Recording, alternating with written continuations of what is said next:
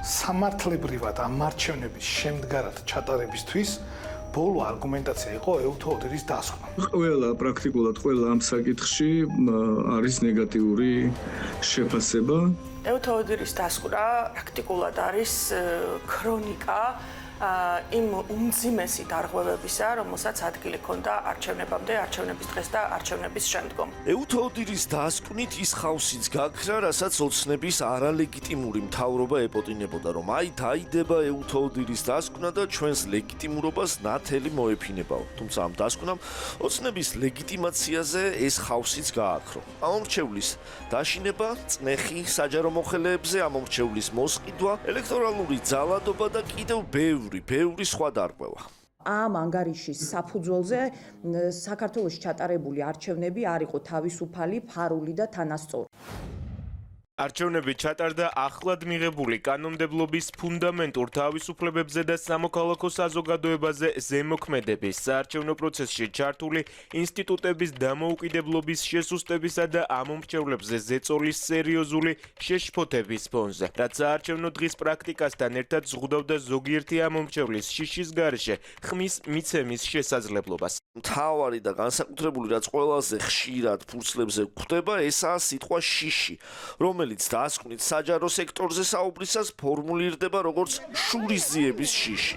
ქართველი ამომრჩევლის ნება არ იყო თავისუფალი, ეს ვიცით, მაგრამ თავისუფალი იმიტომ არ იყო, ეუთო ოდირი ამბობს, რომ ქონდა ამომრჩეველ შიში და არა მხოლოდ შიში, არამედ გაცხადებული შურისძიების შიში.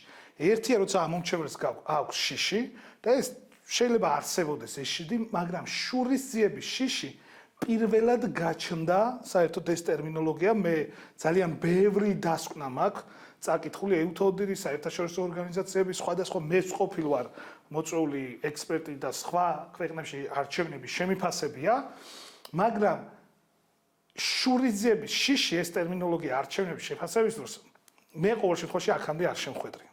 ანუ რა ხდება? ამომრჩეველი გარდა იმისა, რომ მას ის შიშის ქვეშ აკეთებდა არჩევანს და ესეთი ბევრი ფაქტი არსებობს მათ შორის საქართველოს არჩევნების ისტორიაში.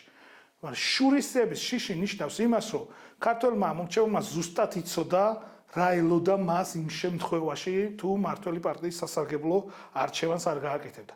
ეს ფაქტიურად გადამწყვეტი საკითხია არჩევნების პროცესში. იმიტომ რომ აქ შემდეგ ყველა დანარჩენი პრინციპი უკვე აზრს კარგავს. ფარულობა, არაფარულობა, საყოველთაობა, არასაყოველთაობა, თავისუფალნების გამოვლენა თუ ასე შემდეგ. ვინაიდან გაცხადებული შურისძიების შიში არსებობდა ქართულ ამომრჩეველში.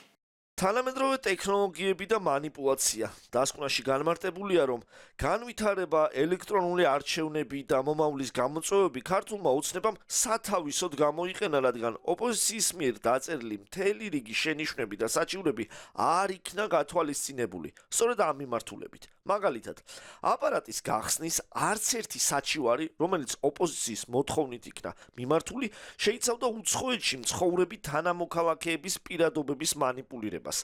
აღნიშნულია დასკვნაში. манипуляციურად გამოყენება პირადი მონაცემების ხალხის, რომელიც ცხოვრობს უცხოეთში და არასდროს არ ჩამოსულა საქართველოში უკვე 20 წელი ან მეტი, ხო? ამასთან დაკავშირებით არის აღნიშნული დასკვნაში, რომ მოითხოვა მეორე მხარემ, ანუ ოპოზიციურმა მხარემ მოითხოვა გახსნა სარეგისტრაციო მოწყობილობების და ნახვა იმის საარჩევნო ამომრჩევლების სიების, ვინც მისცა ხმა, მაგრამ ამაზე მიიღო უარი. და ეს არის ისეთი ტონით და ისე აღწერილი, რომ ეს უარი უკვე ნიშნავს იმას, რომ ეს ეჩვბადებს. რატო განაცხადა უარი? აქ აშკარა არის, რომ აქ იმალება რაღაც ძალიან მნიშვნელოვანი, სწორედ იმაში, რომ უცხოეთში წასული ადამიანების პირადი მონაცემები გამოიყენეს და მათ მაგიერ მისცეს ხმა. ადმინისტრაცია და კალანდარიშვილი. დასკვნით ნაწილში ირიბად, მაგრამ აღნიშნულია, რომ საკამათო გადაწყვეტილებებს უბნებზე ადმინისტრაცია სამთავრობო გუნდის სასარგებლოდ იღებდა. ოპოზიციას არ ეძლეოდა შანსი საჩივრების დროული განხილვის. ანუ ეუთო ოდირმა პრაქტიკულად პირდაპირ თქვა, რომ კალანდარიშვილი მხარე იყო არჩევნებში და შესაბამისად მაგ კაცით და მაგ ადმინისტრაციით სადაც ოპოზიციის ერთი წევრიც კი არაა არჩევნების ჩატარებას მომავალში არ გირჩევთო და იქვე რეკომენდაციასაც ურთავს, რომ საერთოდ ნორმალურ ქვეყნებში ძალთა ბალანსით ხდება ადმინისტრირებაო. პირდაპირ წერს ეუთო ოდირი საკუთარ ანგარიშში, რომ პროცესი, რომელიც მიმდინარეობდა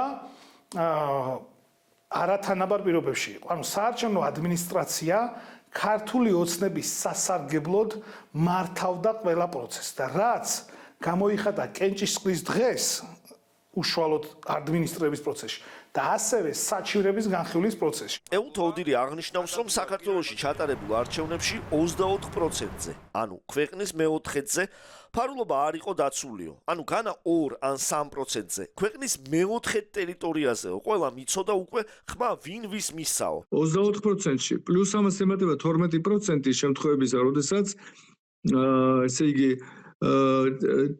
პირდაპირ ჩნდებოდა აი ეს გამონაჟონი და 7% კიდე იყო ინფრასტრუქტურასთან დაკავშირებული ფარულობასთან მიმართებაში პლუს ამას. როგორც ჩანს, ყველგან არ იყო რეგიონებში და ამ შემდეგ ისედნაირად მოწყობილი, რომ არ გაენახა სხვა ადამიანს ან დამკვირვებელს ან ვინმე სხვას თუ როცა ადამიანი თქვა თავის არჩევანს აკეთებდა. ხო, ბახიძემ პრაქტიკულად ამოკრიფა დასკვნიდან ცალკეული წინადადებები, ოღონ ძალიან ხშირად წინადადებები არა, წინადადებების ნაგლეჯები, რომელიც შეაკოწიცა იმისთვის, რომ ალბათ ქართული ოცნების გულმხურვალე მხარდაჭერებისთვის მიეწოდებინა. მაგრამ არალეგიტიმურმა პრემიერმა განა ის თქვა, რომ საქართველოს მოსახლეობის მეოთხედის არჩევანი არჩევნების პროცესშივე ვიცოდითო. მან დასკვნის ამ ნაწილზე 100 გამოაკლო 24 და თქვა, რომ აი სამაგიეროდ, ესე იგი ეუთო ოდირის დასკვნით, რომ ვიხემძღვანელოთ 76% ფარულობა დაცული იყო. ხმის ფარულობასთან დაკავშირებულ საკითხებზე 76%-ში, უბნების 76%-ში, სადაც წარმოებდა დაკვირვება, ეუთო ოდირმა საერთოდ ვერავითარი ხარვესი ვერ დაადგინა. ამან ეს თარგმნა ესე თითქოს ანგარიში ამბობს, რომ 76% შემთხვევაში ფარულობა კარგად დაცული იყო. ნუ ესე იგი არ ვიცი, მე მეცინება მაგალითად ესეთი ტიპის ნუ როგორ შეიძლება ესეთი манипуляცია შენი მოსახლეობის? არა, ეს არის ტყუილი, ეს არის დეზინფორმაცია, манипуляციური ინტერპრეტაცია, რაც ნორმალურად ფუნქციონირებად ქვეყანაში არის მიუღებელი და ყოველთვის ნორმალური პოლიტიკური პროცესების დროს ამისთვის დგება პოლიტიკური საფასური. ეუთო ოდირის ამ დასკვნას კი იმავე საღამოს მოყვა შვედეთის, ფინეთის, ლატვიის საგარეო საქმეთა სამინისტროების განცხადება, რომ ეს არაა სტანდარტი და სტანდარტებით ჩაატარეთ არჩევნებიო. გაგრძელდება ბუნებრივია ის პოლიტიკური შეფასებები, რომელიც აქამდეც იყო, მაგრამ ეს შეფასებები გაძლიერდება, იმიტომ რომ უკვე ლეგიტიმაციის ბოლო რაღაც საყრდენიც გამოეცალა ხელისუფლებას, რომელიც ამ დრომდე ამბობდა, რომ ეუთო ოდირის დასკვნა ველოდებით და ამით რაღაცნაირად ელოდნენ, რომ დადასტურდებოდა თითქოს საქართველოში ჩატარდა არჩევნები, თუნდაც მოლოდინების მინიმალურ ზღვართან მიახლოებული, მაგრამ ამ დასკვნამ ესეც სრულფასოვნად და ეფექტურად უარყო. იგივე გაგრძელდა დღეს, იგივე პარლამენტის თავმჯდომარის გამოსვლაში.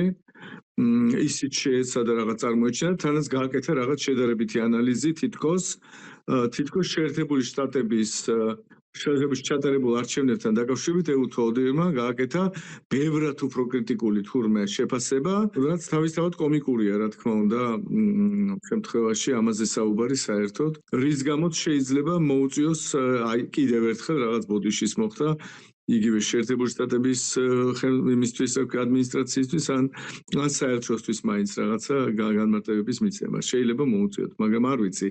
მე მგონია რომ საერთო არ შეიწუხებს მაგაზე თავს, იმიტომ რომ პრაქტიკულად არ თვლიან უკვე ლეგიტიმურ მმართველებად, ლეგიტიმურ ხელისუფლებად, ამიტომ მათაც უკვე ნაკლებად მოთხოვენ უკვე პასუხს.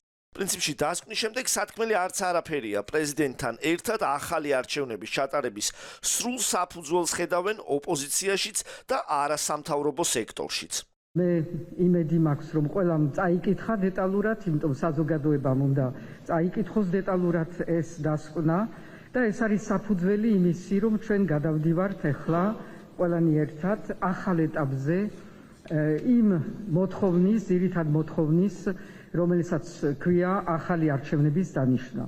და ბოლოს, ოდირის დასკვნის შემდეგ კიდევ უფრო მკაფიო გახდა ქუჩის აქციების მთავარი მოთხოვნის სამართლიანობა. ახალი არჩევნების დანიშვნასთან დაკავშირებით. უსვლელი მოთხოვნა, რომლისთვისაც ხალხი ქუჩებში უკვე მესამე კვირაა დგას.